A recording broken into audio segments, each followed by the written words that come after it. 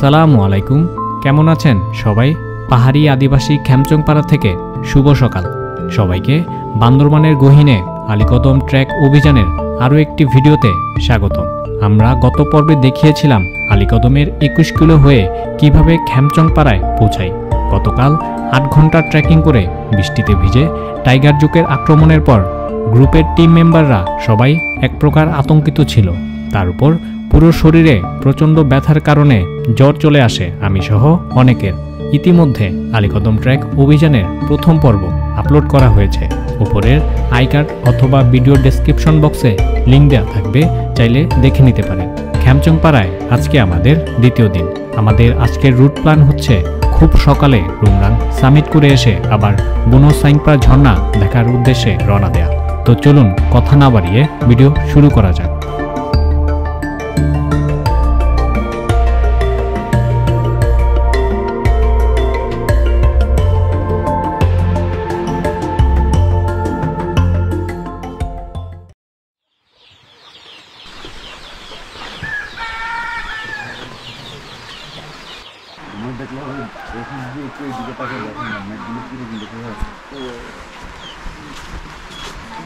Fresh হয়ে গেছেন?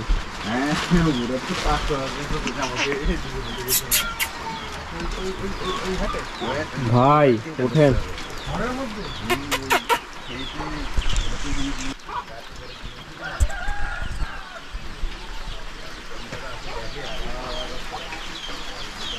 কি নাম তোমার? হ্যাঁ, হিন্দুই। ও, গুড মর্নিং সবাইকে। এখন হচ্ছে সকাল ভোর 6টা আর আজকে আমাদের দ্বিতীয় দিন। আজকে আমাদের রুট প্ল্যান ছিল হচ্ছে ক্রিস্তং এবং সাইংপ্রা এই দুইটা সামিট করব। আর এখন হচ্ছে সকালবেলায় হচ্ছে আমরা বৃষ্টির কবলে পড়ে যাই। কালকে রাত্রে আমরা জোকের কামড়ে একজন দিশেহারা হয়ে যাই, অনবরত রক্ত পড়ছিল পুরো সবাই আমাদের টিমমেটের। তাই অনেকের মন বল হয়তো বা ভেঙে গেছে যে আজকে কেউ বলছে যাবে না। এবং কালকে 8 ঘন্টা ট্রেকিংয়ের পরে এত পরিমাণে পা ব্যথা ছিল, পা ব্যথার সাথে সাথে সবার জ্বর চলে আসছে, এই অবস্থা। তো আজকে আবার সকাল 6টা এখন, তার মধ্যে আবার বৃষ্টি। কালকে এমনিতেই জোকের উপদ্রব ছিল, এখন আবার যদি আমরা ট্রেকিং করি আরও 5 ঘন্টা ট্রেকিং করতে হবে যদি সাইংপ্রা এবং ক্রিস্তং সামিট করি। আর সকালের আকাশটা খুবই ভালো, আর ঠিক ওই পাশটাতে দেখেন মেঘ জমেছে।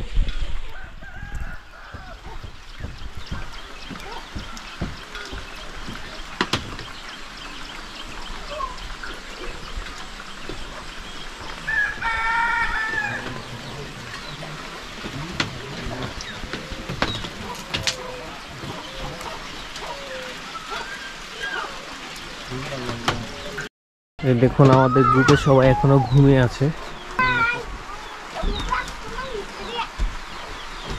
কই যাবেন ভাই? Good morning. Good morning. কই যাবেন ভাই? কি অবস্থা? অবস্থা এখন ভালো, মানসিক অবস্থা খুবই বিপর্যস্ত। আমাদের সাংখ্যায় যাওয়ার কথা ছিল, কিন্তু আমরা সুযোগ খুঁজতেছি কিভাবে না যাওয়া যায়। আচ্ছা, মনের অবস্থা মেন কথা হচ্ছে কালকে জোকে ধরার পরে একজনের অবস্থা খুবই বাজে ছিল, যার কারণে আজকে কেউ ইচ্ছে করে মনে চাইলেও যাইতে পারছে না। কারণ কালকে জোকের কামড় এতটাই ভয়াবহ ছিল, 3 থেকে 4 ঘন্টা খালি রক্ত অনবরত ঝরছে, যার কারণে আমরা মানসিকভাবে একটু ভেঙে পড়ছিলাম। আর আজকে এখন ভোর 6টা, তার উপর এখন প্রচুর পরিমাণে বৃষ্টি হচ্ছে, এবং আপনারা জানেন যে বৃষ্টি হলে পাহাড়ে জোকের উপদ্রব বেড়ে যায়। তো এই তো ভাই, তারপরে বলেন। এখন হলো নাস্তা খাওয়ার প্ল্যান। আচ্ছা, তারপরে এখন ওই ট্রেকিং এর না যাওয়ার একটা প্ল্যান। ঠিক আছে,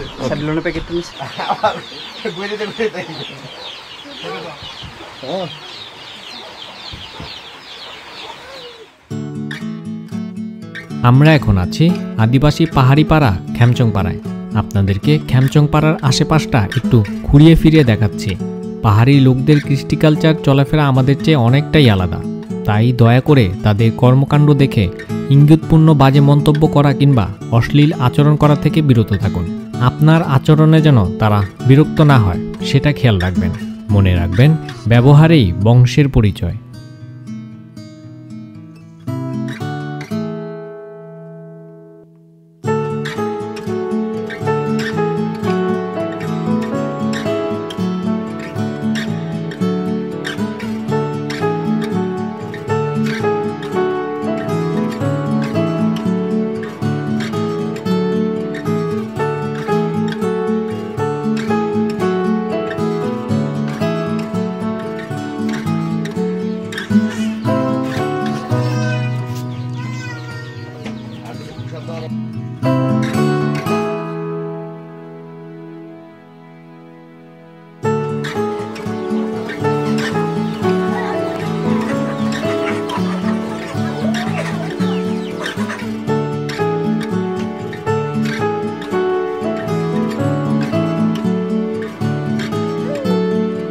রংরাং।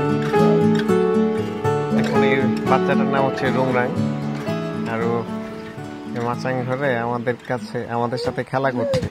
রংরাং আপনার দিকেই আছে, দেখুন ও কিন্তু আমার দিকেই আসছে। রংরাং,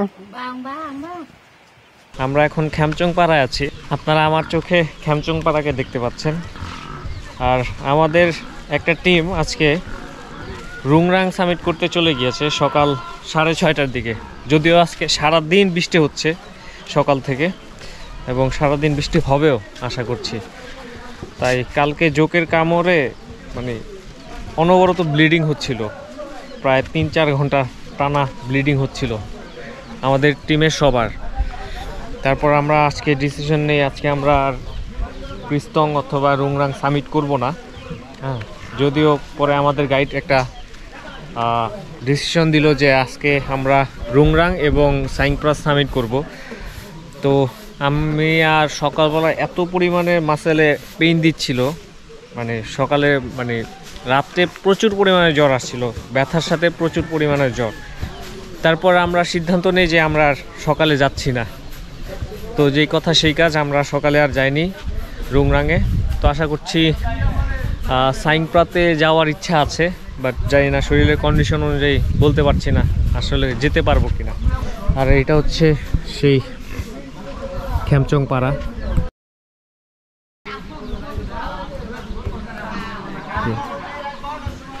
আর ঠিক আমার থেকে ওই দূরে সেটা হচ্ছে রংরাং পাহাড়। দূরে পাহাড়ে মেঘ উড়ে যাচ্ছে। এই যে খ্যামচং পাড়ায় একটা জাম্বুরা গাছ দেখেন, প্রচুর পরিমাণে জাম্বুরা আছে। তাছাড়া এখানে আম গাছ বেশি, তাই না ভাই? আম গাছ ছাড়াও মোটামুটি তেঁতুল গাছও তো আছে। তেঁতুল গাছ, ওই যে ওই পাশে একটা গাছে দেখলাম ভালোই পরিমাণে তেঁতুল। তারপরে এই যে কাঁঠাল গাছও আছে, ওই যে নারকেল গাছ আছে, মোটামুটি সব গাছই আছে। আচ্ছা, এখন পাড়ার লোকেরা মোটামুটি একটু নিজেদের অবস্থান শক্তিশালী করার জন্য এবং বিভিন্নভাবে আর্থিক উপায়ে লাভবান হওয়ার জন্য বিভিন্ন রকম ফলজ গাছগুলা তারা বেশি চাষের দিকে সম্মুখীন। এছাড়া ভাই আরেকটা বিষয় দেখলাম, এই পাড়ায় কিন্তু প্রচুর পরিমাণে হচ্ছে গবাদি পশু আছে, যেমন হচ্ছে মুরগি, দেশি মুরগি যেটা, এরপরে এটা আমি একটা খাসি টাইপের কিছু একটা বিশেষভাবে লক্ষ্য করছি যে মুরগির পরিমাণ আরো দু একটা পাড়ায় আমি তো ভ্রমণ করছি এর আগে, যেভাবে দেখলাম ওইটার দিক থেকে এখানে ওই মুরগির পরিমাণটা খুব বেশি, এবং গবাদি যে খাসি বা ছাগল, গরু, এগুলা মোটামুটি দেখলাম আনুপাতিক হারে এটাতে বেশি। জায়গাটা একটা পজিটিভ সাইডও, রাইট। কারণ ওরা এই জিনিসটা আনতে পারছে, আমাদের টুরিস্টরা বেশি বেশি আসতেছে, চাহিদার উপর ভিত্তি করে আনতেছে, রাইট। মানুষজন কমার্শিয়াল দেখছে কাম খেলা। এই যে পাড়ার একমাত্র হচ্ছে টয়লেট, এটা দুই মাত্র টয়লেট। আচ্ছা, সে দেখে লেছে, দেখছে সদস্য দেখাও, সদস্য দেখি। বাথরুমের সাথে সদস্য বাথরুমের সাথে সাথে দৌড় দেব। হ্যাঁ, সঙ্গী সঙ্গী।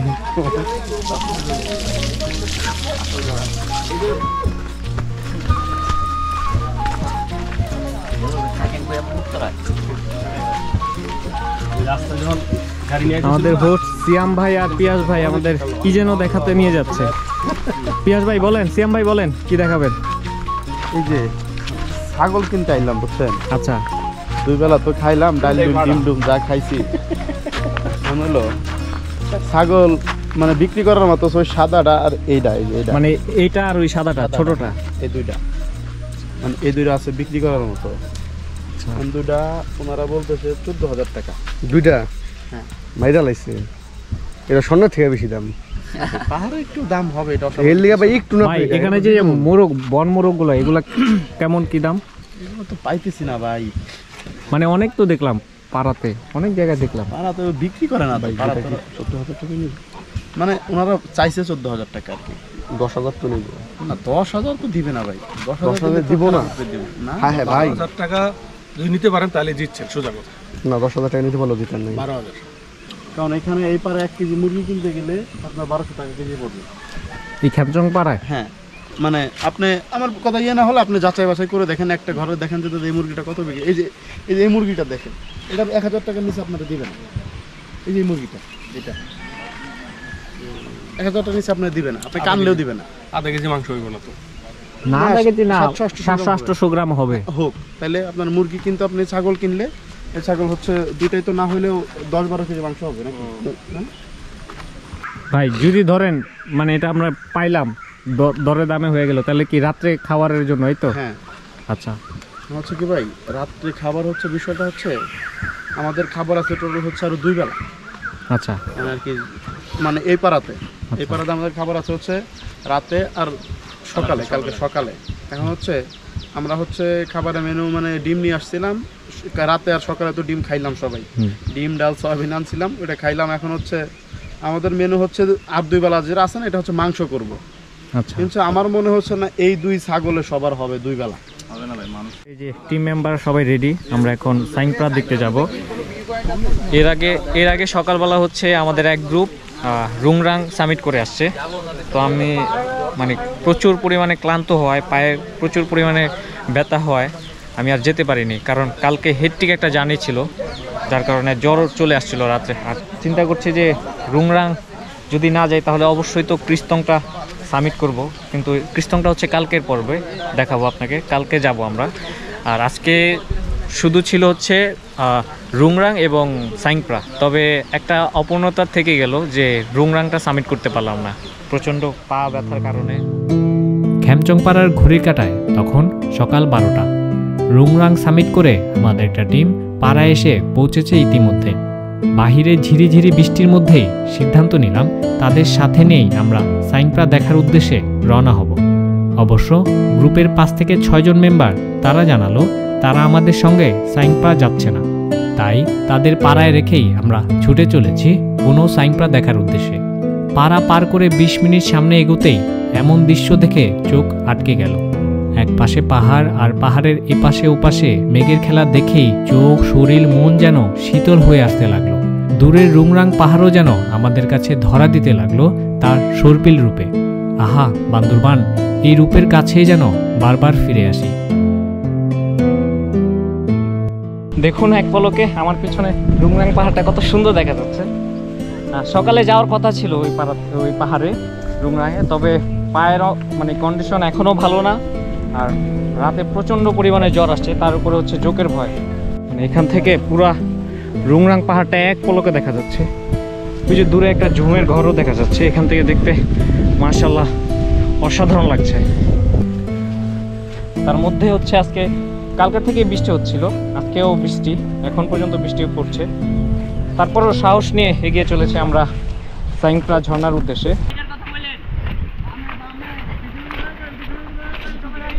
ট্রেকিং এক পর্যায়ে এসে আমরা সাইংপ্রা যাওয়ার রাস্তা খুঁজে পাচ্ছি না। ভুলক্রমে এই রাস্তায় দিয়ে উঠে গিয়েছিলাম, কিন্তু এই রাস্তায় হচ্ছে মেনলি ক্রস করে দেওয়া আছে, মানে বোঝা যাচ্ছে যে এইখান দিয়ে যাওয়া যাবে না, আর এদিক দিয়েও যাওয়া যাবে না। এখন আমাদের টুরিস্ট গাইড যিনি, উনি উপরে উঠেছেন, উনি রাস্তা খোঁজার চেষ্টা করছেন যে আসলে কোন দিকে রাস্তাটা।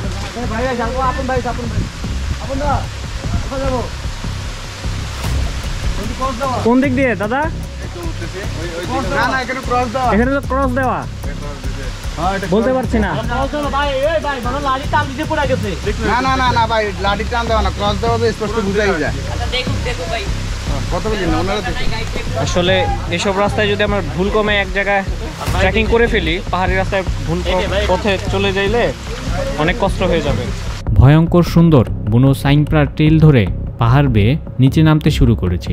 প্রায় 2800 মিটার উচ্চতার এই পাহাড় আক্ষরিক অর্থে ভয়ঙ্কর সুন্দর। ঘণ্টাখানেক ট্রেকিং করে এসে পাহাড়ের 3টি পথ খুঁজে পাই। কোন পথ দিয়ে আমরা সাইংপ্রা যাব সেটাই খুঁজতে লাগলেন সাথে থাকা গাইড, কারণ তিনি অনেক দিন পরে এই পথে এসেছেন। যাই হোক, অবশেষে খেমচংপাড়া থেকে নিয়ে আসা আরেকটি গাইড আমাদের পথ খুঁজে বের করলেন। একদিকে পাহাড়ের চারিদিকের সৌন্দর্য যেন মন জুড়িয়ে দেওয়ার মতো, অন্যদিকে ভরা বর্ষায় এই সিজনে পাহাড়ে উঠানামা করাটা একটা ভয়ঙ্কর অভিজ্ঞতা।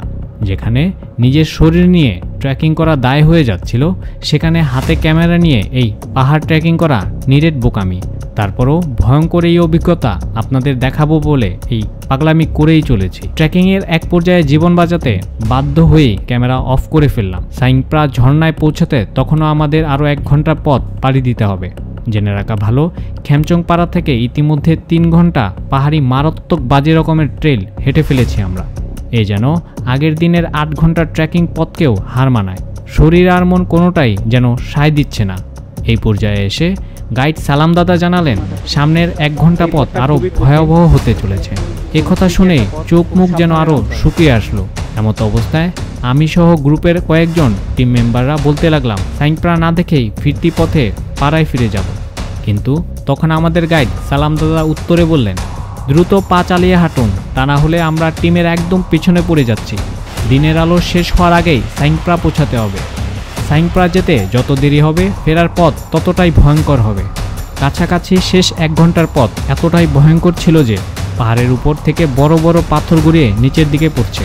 এই পর্যায়ে এসে মনে হচ্ছে উপর থেকে পাথর পড়ে কখন জানি শত শত ফুট নিচে ছিটকে পড়ে যায়।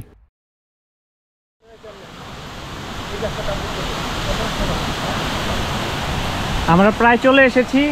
এটা হচ্ছে সেই সাইংপ্রা ঝর্ণা, ঐতিহাসিক সাইংপ্রা ঝর্ণা। এই পথটা অনেক বুনো। এতক্ষণ আমি ভিডিও করতে পারিনি কারণ ভিডিও করার মতো অবস্থা ছিল না, এই আর কি। এখন আরও একটু নিচে যেতে হবে। তবে এখান থেকে দেখা যাচ্ছে সাইংপ্রা ঝর্ণা। এটার নিচেও আরও 2 থেকে 3টা ঝর্ণা আছে। সাইংপ্রা 1, 2, এটা হচ্ছে 3, এটা হচ্ছে সর্বোচ্চ। এরপর আর কোনো ঝর্ণা নেই, এই আর কি। তো চলুন নিচে যাওয়া যাক, খুব বেশি সময় নষ্ট করব না। এখন হচ্ছে দুপুর, এখন 4টা না, বিকেল 4টা বাজে এখন। তার মানে আমরা প্রায় 4.5 ঘন্টা ট্রেকিং করে ফেলছি। তার মানে আমাদের পাড়ায় পৌঁছতে অর্থাৎ খেমচং পাড়ায় পৌঁছতে রাত হয়ে যাবে। তো যত দ্রুত পারি এখান থেকে ছবি টবি তুলে কিছু স্মৃতি ধারণ করে আমরা আবার চলে যাব খেমচং পাড়ার উদ্দেশ্যে। তো চলুন নামা যাক।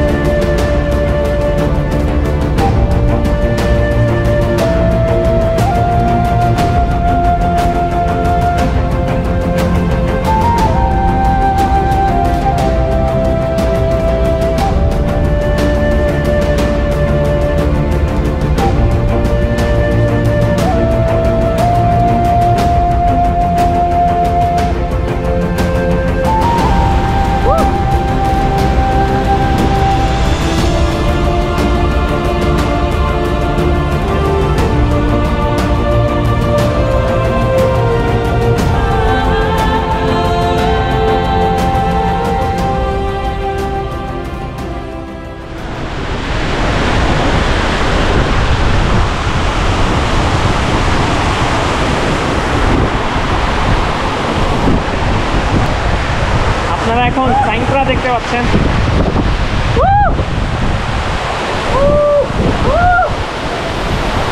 আল্লাহু আকবার। সবাইকে আমন্ত্রণ, যারা যারা স্ট্রং আছেন তারা চলে আসবেন ইনশাআল্লাহ। ইনশাআল্লাহ তবে অবশ্যই আসার আগে প্র্যাকটিস করে আসবেন। হ্যালো ভাই, হ্যালো।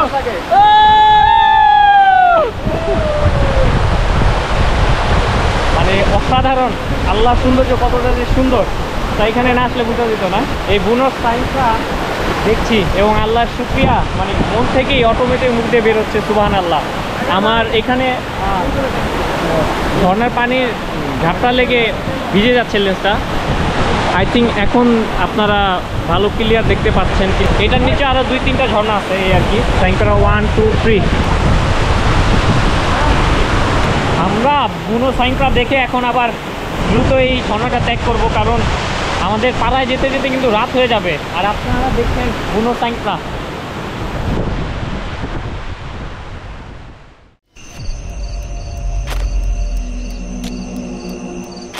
অসম্ভব সুন্দর বুনো সাইংপ্রা দেখা শেষ করে পাহাড়ের উঁচু নিচু পথে আমরা ফিরতি পথ ধরলাম। কিন্তু ততক্ষণে পাহাড়ে অন্ধকার নেমে এলো। সাথে থাকা টর্চ এবং হেডল্যাম্প জ্বালিয়ে পথ চলতে লাগলাম আমরা। জঙ্গলের ভেতর থেকে ভেসে আসা নাম না জানা বিভিন্ন ধরনের পশু পাখির ডাক শুনে গা কেমন যেন শিউরে উঠছে। এর মধ্যে কখনো প্রচণ্ড খারাপ পথ বেয়ে উপরে উঠছি, আবার কখনো বা ঢালু পথে একদম খারাপ পথ বেয়ে নিচে নামছি। এভাবে ঝিরি ঝর্ণা পার হয়ে কিছুক্ষণ চলার পরে টর্চের আলোও যেন কমে এসেছে। জীবনে এত ঘুটঘুটেময় অন্ধকার মনে হচ্ছে আর দেখিনি। যে ঝিরি এতক্ষণ সৌন্দর্যের পসরা সাজিয়ে বসেছিল সে ঝিরিটিও এখন ভয়ঙ্কর মনে হচ্ছে। নার্ভাস না হয়ে ঘুটঘুটে অন্ধকারের মধ্যেই আমরা পথ চলতে লাগলাম। অন্ধকারে ঘন ঝোপঝাড় মারিয়ে পথ চলতে চলতে সামনের জঙ্গলও এক পর্যায়ে আরও ঘন হয়ে আসতে লাগলো। সামনে থাকা টিমের গাইড বলতে লাগলেন সামনে আর কোনো পথ নেই। ততক্ষণে বাকিরা সবাই বুঝে গিয়েছি অন্ধকারময় পাহাড়ে আমরা পথ হারিয়ে ফেলেছি। তখন সবার চোখে মুখে অজানা আতঙ্ক কাজ করতে লাগলো। গাইড সালাম দাদা আমাদের সবাইকে রেখে অন্ধকারের মধ্যেই জঙ্গলে পথ খুঁজতে লাগলেন। প্রায় 10 মিনিট পরে এসে তিনি জানালেন খ্যামচং পাড়ার পথ খুঁজে পেয়েছেন তিনি। আমরা আবারও গাইডের পিছনে পিছনে চলতে লাগলাম। এক পর্যায়ে ঝিরির পাশে এসে একটু অপেক্ষা করতে লাগলাম পিছনে থাকা বাকি টিম মেম্বারদের জন্য। এখন প্রায় রাত 7:30। হ্যাঁ, আর এখানে আমরা সবাই আছি, সবাই সবাই যোগগুলা আর কি করতেছি। পাহাড়ে মানে ফুল অন্ধকার, এখন মানে কিচ্ছুই দেখা যাচ্ছে না। আমরা এই টর্চের আলো দেখে আমরা পথ চলছি। এমনি তো ঢুকছে ভাই, ভিতরে ঢুকছে সিধা একটা। নাই ভাই, টিপ দিলে একটা ইয়া পাই নরম নরম। আরে না, ওই যে আরেকটা গ্রুপ আমাদের আসতেছে পিছনে। আমরা এখন একদম জঙ্গলের মাঝখানে আছি। দাদা আছে। কি অবস্থা দাদা বলেন? চিল হবে, চিল, কোনো প্যারা নাই। এখন কয়টা বাজে? রাত কোনো প্যারা নাই, 7:30 8টা। 7:30 8টা বাজে। ভাই কি অবস্থা? খুব পেন, কিন্তু অনেক শান্তি। যে ঝর্ণাটা দেখে আসছি আলহামদুলিল্লাহ। আমরা একটা ঝিরির কাছে আছি, আর পুরো পাহাড়টা এখনো শুনশান নীরব অন্ধকার। আমাদের একটা টিম ওই দিক থেকে আসতেছে। ভাই আসছেন? চৌধুরী না, চৌধুরী না, চলেন চলেন।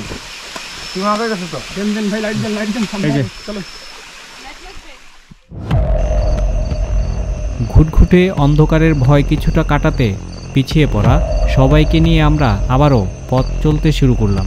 তখনও খ্যামচং পাড়ায় পৌঁছানোর আরও 1 ঘন্টার পথ পাড়ি দিতে হবে আমাদের। এদিকে পাড়ায় থাকা আমাদের টিমের লোকজনও নিশ্চিত আমাদের নিয়ে চিন্তিত। কিন্তু এই পর্যায়ে বিপদ আবারও এসে হাজির। আমরা আবারও পথ হারিয়েছি।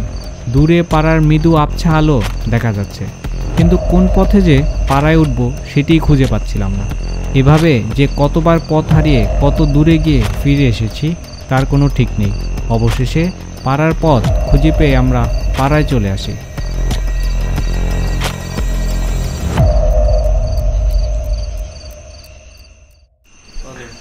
এখন হচ্ছে রাত 9:30।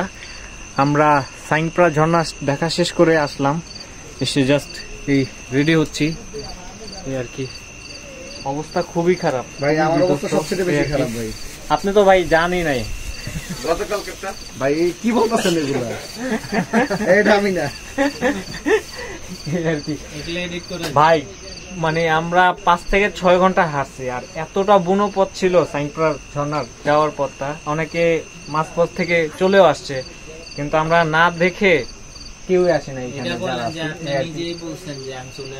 এক পর্যায়ে আমি নিজেও আর কি চলে আসতে নিছি এই আর কি। আমাদের সাথে একটা আপু ছিল, উনি প্রায় মানে কান্না করে দিছে, সোজা কথা। আজকের রাতের খাবারের আইটেম এখনো কি জানি না সেটা। ভাই খাসি আপনারা খাইছেন? হ্যাঁ ভাই, তেল শেষ করে এসে খাওয়া দাওয়া করে ফেলছে।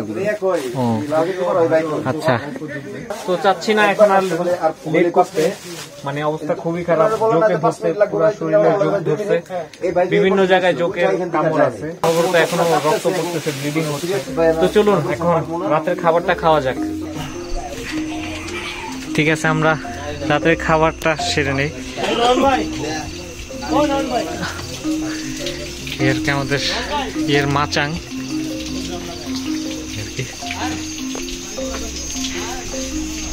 ভাই খাসির মাংস, ওই যে সকালে যে খাসি ওইটাই। হ্যাঁ হ্যাঁ হ্যাঁ, দুইটা নিছি। এখন আপনারা পরে আসছেন জন্য নিতে পড়ে গেছে।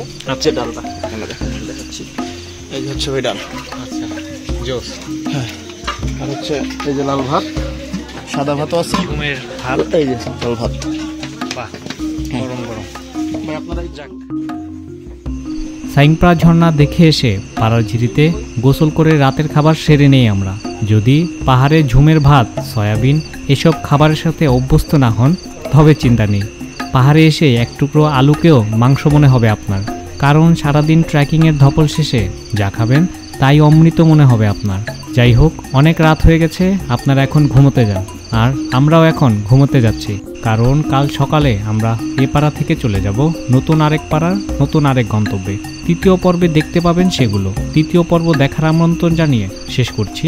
সে পর্যন্ত সবাই ভালো থাকবেন। আল্লাহ হাফেজ।